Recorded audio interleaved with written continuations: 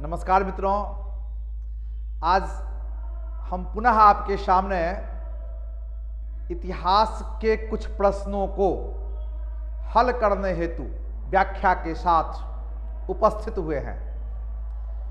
यह जो प्रश्न है वो खास तौर पर 70वीं बीपीएससी जो 30 सितंबर 2024 को होने वाली परीक्षा है उसको ध्यान में रख के तैयार किया गया है। लेकिन हम आपको विश्वास दिलाते हैं इसके साथ साथ यूपीएससी, यूपीपीसीएस, जेपीएससी, दारोगा एवं राष्ट्रीय स्तर के जितने भी एग्जामिनेशन होते हैं हर परीक्षा में आपके लिए यह काफ़ी उपयोगी होगा, क्योंकि हमने प्राचीन भारत के इतिहास, मध्यकालीन भारतीय इतिहास और आधुनिक भारतीय इतिहास तीनों अर्थात संपूर्ण भारतीय इतिहास से प्रश्न को तैयार किया है। संकल्प सिविल सर्विसेज में प्रत्येक शनिवार को दिन के 11 बजे से लेकर 1 बजे के बीच एक भव्य, एक दिव्य, एक व्यापक टेस्ट सीरीज का आयोजन होता है। हजारों की संख्या में बच्चे इसमें आकर के दूर दराज के क्षेत्र से आकर के इस टेस्ट में शामिल होते हैं और लाभान्वित होते हैं। यानी कि संकल्प में क्लास के साथ साथ यहाँ की एक खूबसूरती है टेस्ट सीरीज। इस टेस्ट सीरीज में आप भी शामिल होकर के अच्छा स्कोर कर सकते हैं और अपनी तैयारी को आप पूर्ण कर सकते हैं। तो आप आए प्रत्येक शनिवार को 11 बजे संकल्प में बड़े बड़े योद्धाओं के साथ टेस्ट में बैठें, अपने को आजमाएं कि आप कहाँ हैं और इसके माध्यम से अपने तैयारी को और पुख्ता करें। तो आज हम चर्चा करेंगे आपके सामने इतिहास के कुछ प्रश्न का। सबसे पहला प्रश्न है कि बंगाल के किस शासक ने सत्यपीर नामक आंदोलन को प्रारंभ किया, यानी कि सत्यपीर।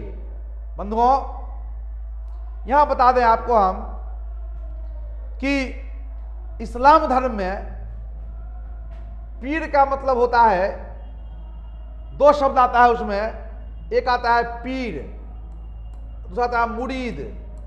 मुरीद तो पीर का अर्थ होता है गुरु और मुरीद का अर्थ होता है शिष्य। यानी गुरु और शिष्य परंपरा को पीर और मुरीद कहते हैं। जहां तक सवाल है सत्य पीर मतलब सच्चे उपदेश के माध्यम से जो अपने धर्म की विशेषता को बताते थे और दूसरे धर्मावलंबियों के लोगों के भीतर बिना किसी प्रकार के भेदभाव के अपने विचार को रखते थे और उन्हें भी आगे बढ़ाने की चेष्टा करते थे, उन्हें सत्य पीर कहते हैं। और इन्हीं के प्रयासों के कारण से इस समय बंगाल में हिंदू, इस्लाम और अन्य धर्मों के बीच एक सामंजस्यता बनी, एक ऐसे समाज का निर्माण हुआ जिसमें सभी धर्म के लोग अपने अपने मत के अनुकूल रह सकते हैं। और इस प्रकार के आंदोलन चलाने का श्रेय अलाउद्दीन हुसैन शाह को है, अर्थात इसका सबसे सही उत्तर है अलाउद्दीन हुसैन शाह।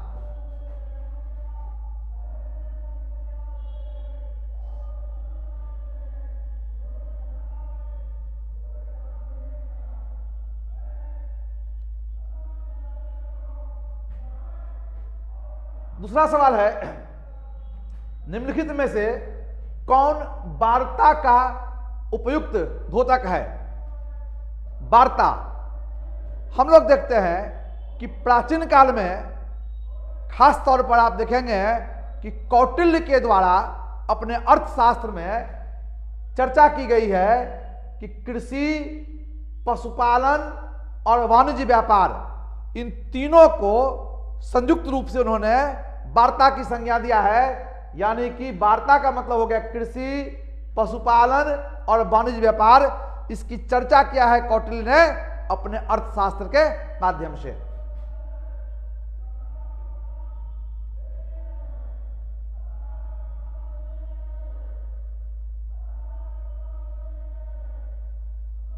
अगला सवाल है, पहलव साम्राज्य का अंत किसने किया? पहलव। बंधुगण, आप सभी जानते हैं कि मौर्योत्तर काल में अर्थात लगभग 185 ईसा पूर्व से लेकर 319 ईस्वी के बीच भारत में 4 विदेशी आक्रमण हुए। और ये 4 जो विदेशी आक्रमण हुए उसमें एक था शक, दूसरा कुषाण, तीसरा इंडो ग्रीक यानी कि यवन यूनानी, और चौथा शुंग। तो ये 4 विदेशी आक्रमण हुए मौर्योत्तर काल में। पहला बताया आपको हम इंडो ग्रीक, या इसे हम लोग हिंद यवन भी कहते थे। दूसरा है पहलव, तीसरा था शक, और चौथा कुषाण। ये 4 विदेशी आक्रमण। और इसमें सवाल पूछा गया है कि पहलव, जिसे पार्थियन भी कहते थे, उसका अंत किसने किया? तो पहलव सत्ता का अंत करने का श्रेय कुषाण वंश को है। यानी कुषाण वंश के सबसे महान शासक कनिष्क थे और इसी वंश के द्वारा पहलव सत्ता का अंत किया गया।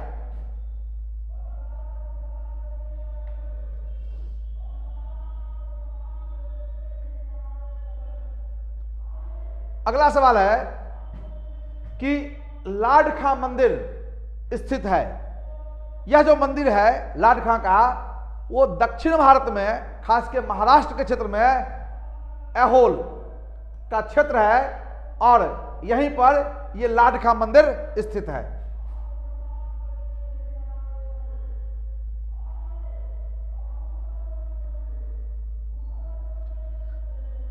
अगला सवाल है कि कांग्रेस ने किस गोलमेज परिषद में हिस्सा लिया था? बंधु, गोलमेज सम्मेलन अर्थात राउंड टेबल कॉन्फ्रेंस, जैसा कि जानते हैं हम सभी कि भारतीय समस्याओं पर विचार करने हेतु लंदन में 3 गोलमेज सम्मेलन हुए। पहला हुआ था 1930, दूसरा हुआ था 1931, तीसरा 1932। यानी कि 1930, 31 और 32 में 3 हुए गोलमेज सम्मेलन। और इस 3 गोलमेज सम्मेलन में कांग्रेस ने 2 सम्मेलन का बहिष्कार किया। सिर्फ हुए द्वितीय गोलमेज सम्मेलन में कांग्रेस ने भाग लिया और कांग्रेस के प्रतिनिधि के तौर पर महात्मा गांधी इसमें शामिल हुए। महात्मा गांधी चाहते थे कि द्वितीय गोलमेज सम्मेलन में हम भाग लेकर के भारत की जो समस्या है, खास करके आजादी का जो प्रश्न है, उसे जोरदार तरीका से हम रखें। लेकिन ब्रिटिश हुकूमत के द्वारा भारत की आजादी की मांग रखवाने के बजाय उन्होंने जानबूझ करके भारत में दलित की समस्या के मुद्दा को उठा दिया और इससे महात्मा गांधी नाराज होकर के इस गोलमेज सम्मेलन को बीच में छोड़ करके ही भारत लौट गए। तीनों गोलमेज सम्मेलन में बाबा साहब भीमराव अंबेडकर के द्वारा भाग लिया गया था।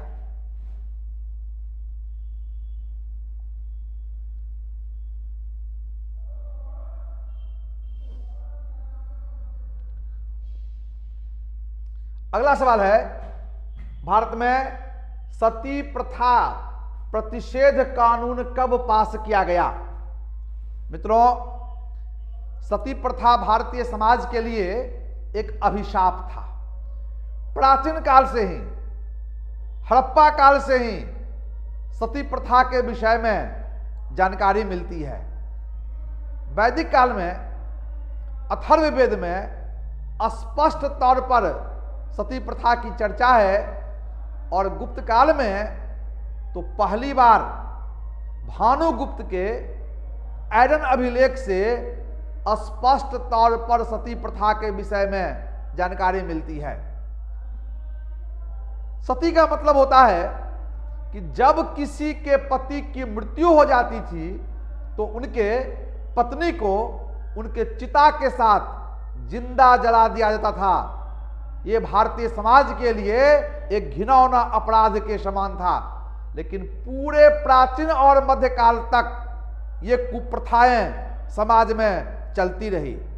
बड़े बड़े महान शासक, चाहे प्राचीन काल में सम्राट अशोक हो या हर्षवर्धन हो या मध्यकाल में अलाउद्दीन खिलजी है, अकबर है, ऐसे शासकों ने सती प्रथा को समाप्त करने पूरी तरह से का साहस नहीं कर पाया। लेकिन ब्रिटिश काल में आकर के हम सभी देखते हैं कि 1829 ईस्वी में जब विलियम बेंटिक का शासनकाल था तो राजा राम मोहन राय के सहयोग से सती प्रथा के खिलाफ कानून पारित किया गया।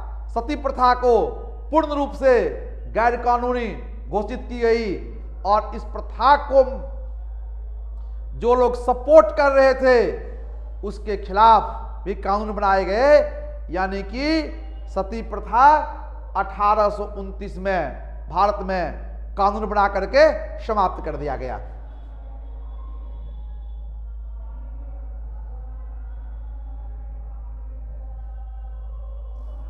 अगला सवाल है कि भारत में ठगी अतिक्रम करने का श्रेय किसे प्राप्त है, यानी कि भारत में ठगी प्रथा को समाप्त किसने किया। बंधुगण, जिस प्रकार से हम सभी देखते हैं कि भारत में सती प्रथा एक बड़ा अपराध था, उसी प्रकार से ठगी प्रथा भी भारत में एक बड़ी कुप्रथाएं थी। भोले भाले लोगों को तरह तरह के भ्रम जाल में फंसा करके उनके साथ ठगी की जाती थी और ऐसी कुप्रथा को समाप्त करने में सबसे बड़ी भूमिका W.H. स्लीमैन के द्वारा निभाया गया और इसीलिए ठगी प्रथा को समाप्त करने का श्रेय स्लीमैन को जाता है।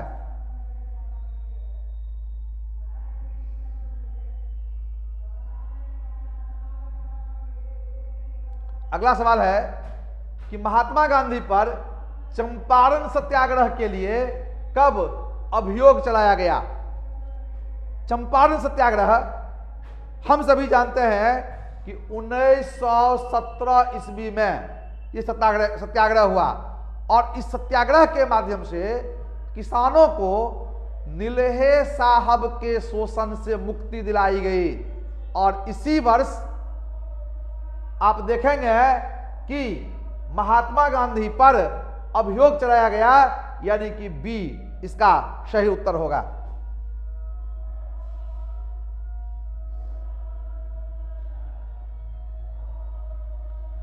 अगला सवाल है कि सर स्टैफर्ड क्रिप्स दिल्ली कब पहुंचे थे। क्रिप्स मिशन भी कहते हैं इसे हम लोग, और हम सभी जानते हैं कि 1939 से लेकर 1945 तक द्वितीय विश्व युद्ध चला। सेकेंड वर्ल्ड वॉर में अंग्रेजों के द्वारा भारतीयों को अपने साथ लेने का कुत्सित प्रयास किया गया। इसी वजह से भारतीय राष्ट्रीय कांग्रेस ने विभिन्न प्रांतों से अपने सरकार का इस्तीफा दे दिया। भारतीयों का सहयोग अंग्रेजों को नहीं मिलने के वजह से उसके समक्ष एक बड़ी समस्या खड़ी हो गई और इसीलिए ब्रिटिश हुकूमत किस प्रकार भारतीयों का हम साथ लें, सहयोग लें, इस हेतु स्टैफर्ड क्रिप्स को भारत भेजा और 23 मार्च 1942 को यह मिशन भारत पहुंची, यानी कि इसका सही जवाब बी होगा, अर्थात स्टैफर्ड क्रिप्स मार्च 1942 को दिल्ली पहुंचा।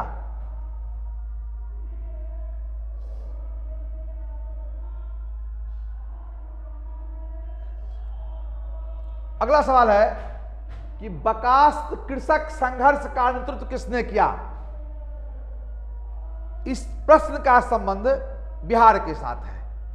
बकास्त भूमि ऐसी भूमि को कहते थे जो भूमि भोले भाले किसानों से जमींदारों के द्वारा अनुचित तरीका से अपने नाम कर लिए गए थे और इसी के खिलाफ बिहार के किसानों ने एक व्यापक आंदोलन चलाया और इस आंदोलन का नेतृत्व स्वामी सहजानंद सरस्वती के द्वारा किए गए और अंततः जमींदारों से इन भोले भाले किसानों को उनकी जमीन वापस दिलाई गई।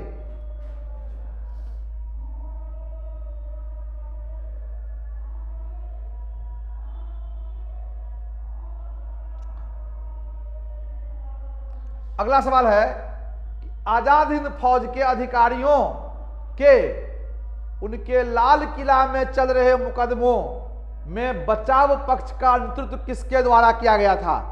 बड़ा इंपॉर्टेंट सवाल है। भारत की आजादी के लिए विदेशों में आजाद हिंद फौज की स्थापना हुई और इसमें सबसे अहम भूमिका निभाया सुभाष चंद्र बोस ने। लेकिन सुभाष चंद्र बोस की एक हवाई जहाज दुर्घटना में मृत्यु हो गई।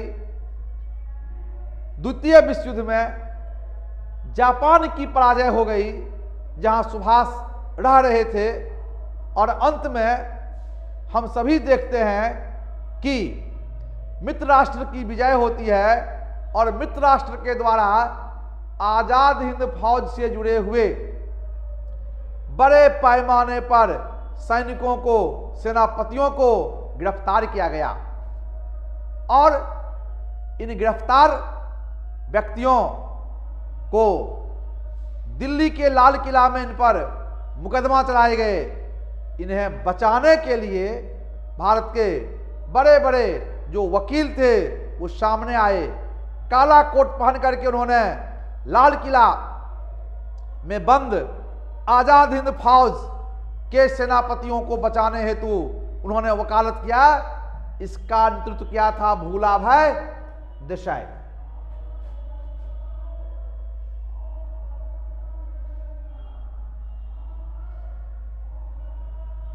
अगला सवाल है, ईश्वर तक पहुंचने तथा मुक्ति पाने के कई मार्ग हैं और यह कि मनुष्य की सेवा ईश्वर की सेवा है क्योंकि मनुष्य ईश्वर का ही मूर्तिमान रूप है। यह कथन किसका है? यहां हम लोग चार विकल्प देखते हैं। राजा राम मोहन राय, विवेकानंद, स्वामी दयानंद सरस्वती और रामकृष्ण परमहंस। इन चारों का संबंध समाज और धर्म सुधार आंदोलन के साथ है।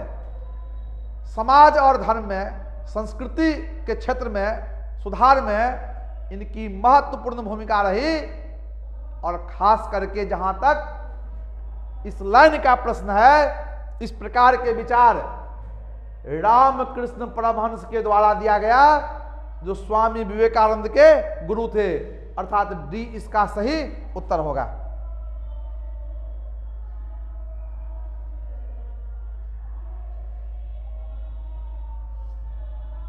अगला सवाल है कि कांग्रेस के लखनऊ अधिवेशन में कांग्रेस और मुस्लिम लीग को एक मंच पर लाने में किसने सहयोग प्रदान किया? बड़ा महत्वपूर्ण ये सवाल है, इसलिए कि जब से मुस्लिम लीग की स्थापना 1906 ईस्वी में हुई, कांग्रेस और मुस्लिम लीग के बीच दूरियां बढ़ती हुई चली गई।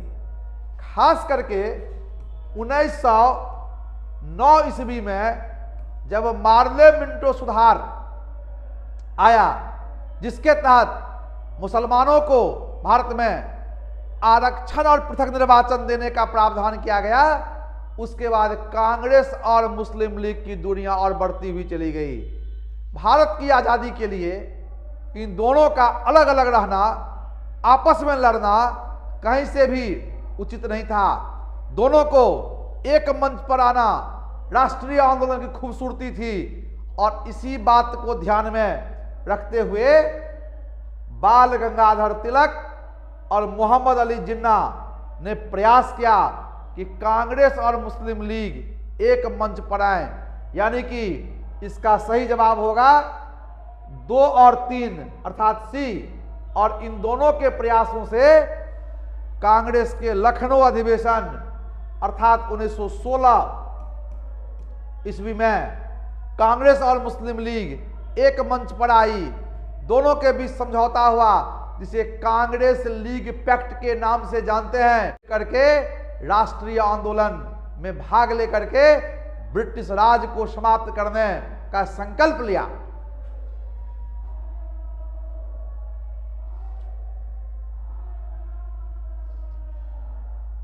अगला सवाल है कि राजनीतिक स्वतंत्रता किसी भी राष्ट्र की प्राणवायु है, यह विचार किसके द्वारा दिया गया है? निसंदेह गुलामी की दौड़ में व्यक्ति को अपनी बात रखने, अपना विचार रखने तक का छूट नहीं था। कांग्रेस के भीतर एक उग्रवादी दल का उदय हुआ जिसमें बिपिन चंद्र पाल, लाला लाजपत राय, अरबिंदो घोष जैसे लोग शामिल थे। सबों ने अपने अपने विचार दिए। उसमें अरविंद घोष ने कहा कि राजनीतिक स्वतंत्रता किसी भी राष्ट्र की प्राणवायु है, यानी कि इसका सही उत्तर डी होगा।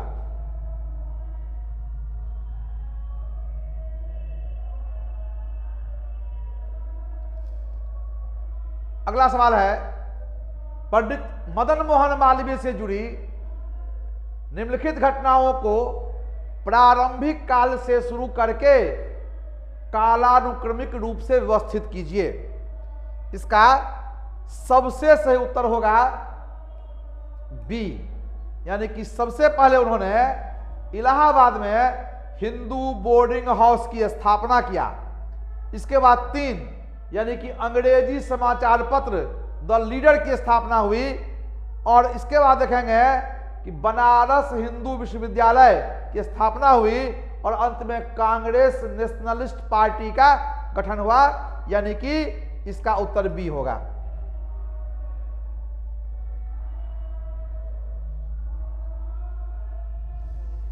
अगला है कि राजपूतों के साथ मेल मिलाप की नीति अपनाने में अकबर का मुख्य उद्देश्य क्या था? अकबर मध्यकालीन भारतीय इतिहास के सबसे महान शासक थे। अकबर भारत में अधिक से अधिक क्षेत्रों तक अपने साम्राज्य का विस्तार करना चाहा। आमतौर पर हम लोग मानते हैं कि 1556 से लेकर 1605 ईस्वी तक अकबर का शासन रहा। अकबर का राज्याभिषेक पंजाब के कलानौर के एक ईंटा के चबूतरा के ऊपर हुआ था, यानी कि दिल्ली भी उसके हाथ से निकल गया हुमायूं की मृत्यु के बाद। लेकिन अकबर अपनी कौशलता के बल पर, अपनी दूरदर्शिता के बल पर, अपनी रणनीति के बल पर संपूर्ण उत्तर भारत का विजय किया। काबुल और कंधार तक के क्षेत्र को अपने साम्राज्य में शामिल किया, और दक्षिण भारत के भी एक बहुत बड़े क्षेत्र को अपने साम्राज्य में मिलाया। अकबर दूरदर्शी व्यक्ति था, और अकबर जानता था कि भारत में अगर अभी कोई वर्ग सबसे बड़ा योद्धा है, सबसे शक्तिशाली है, तो वह राजपूत है। राजपूतों के सहयोग के बगैर हम इतने बड़े कार्य को पूरा नहीं कर सकते हैं, इतने बड़े राज्य की स्थापना नहीं कर सकते हैं, भारत में शांति कायम नहीं रख सकते हैं। अर्थात मुगल साम्राज्य को शक्तिशाली बनाने के लिए अकबर ने राजपूतों से मेल मिलाप की नीति को अपनाया, क्योंकि वह राजपूतों की ताकत से भली भांति अवगत था।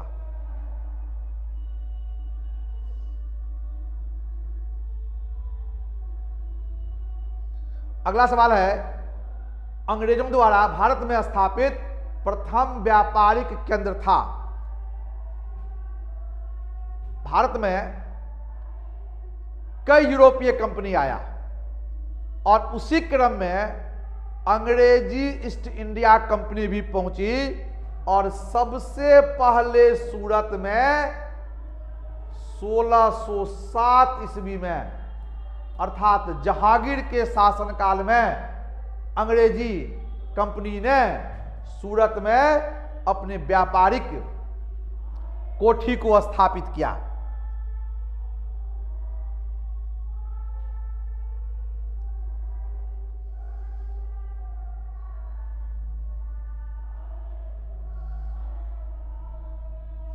अगला सवाल है, बंगाल में दोहरा शासन का अंत किस गवर्नर के शासनकाल में हुआ था?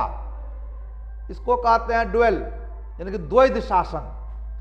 जब किसी एक क्षेत्र का शासन दो व्यक्ति या दो संस्था के हाथ में होता है, उसे द्वैध शासन कहते हैं। और खास करके हम ये जानते हैं कि बंगाल में द्वैध शासन की शुरुआत रॉबर्ट क्लाइव ने किया था।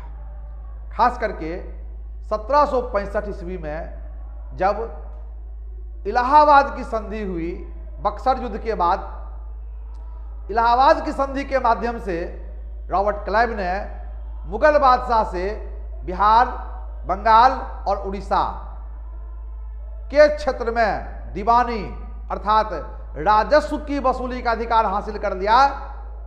और इसी क्रम में बंगाल में क्लाइव ने द्वैध शासन की शुरुआत किया, अर्थात उन्होंने प्रशासनिक अधिकार दे दिया बंगाल के जो नवाब थे उन्हें, और राजस्व की वसूली का अधिकार अपने पास रख लिया।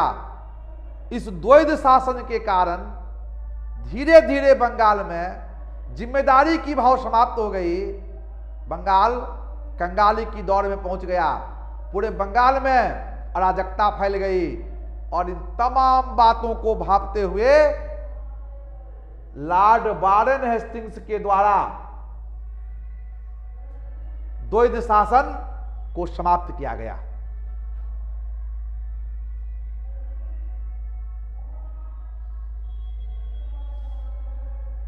अगला सवाल है कि सिपाही विद्रोह 1857 ईस्वी में प्रथम चिनगारी भर की थी। मतलब यह हुआ कि 57 के विद्रोह की शुरुआत कहां हुई? तो आप सभी जानते हैं कि सबसे पहले 10 मई 1857 ईस्वी को मेरठ के सिपाहियों ने बगावत किया। और इसीलिए कहते हैं कि 1857 के विद्रोह की शुरुआत मेरठ से हुई।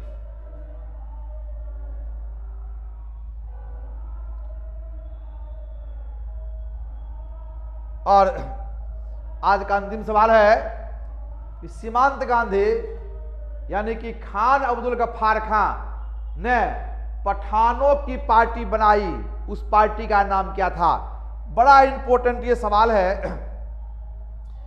कि भारतीय राष्ट्रीय आंदोलन के एक महान स्तंभ थे खान अब्दुल गफ्फार खान, जिसे सीमांत गांधी या फ्रंटियर गांधी के नाम से भी जानते थे। राष्ट्रीय आंदोलन को मजबूत करने के उद्देश्य से उन्होंने एक दल बनाया, एक पार्टी बनाया, और उस पार्टी का नाम था खुदाई खिदमतगार। और इसके माध्यम से उन्होंने राष्ट्रीय आंदोलन को काफी मजबूत किया। खास करके सविनय अवज्ञा आंदोलन के समय इस पार्टी की भूमिका काफी महत्वपूर्ण रही। तो मित्रों, आज इस वीडियो के माध्यम से भारतीय इतिहास से संबंधित कुल 20 प्रश्नों का हमने जिक्र किया, इसका विस्तार से व्याख्या किया, इसका उत्तर बताने की हमने कोशिश की। आपके लिए काफ़ी लाभप्रद होगा। अवश्य आप इस वीडियो को बार बार देखें और साथ ही प्रत्येक शनिवार को आप संकल्प सिविल सर्विसेज में 11 बजे आकर के टेस्ट जो होता है ऑफलाइन, उसमें शामिल हों और अपनी तैयारी को मजबूत करें। नमस्कार।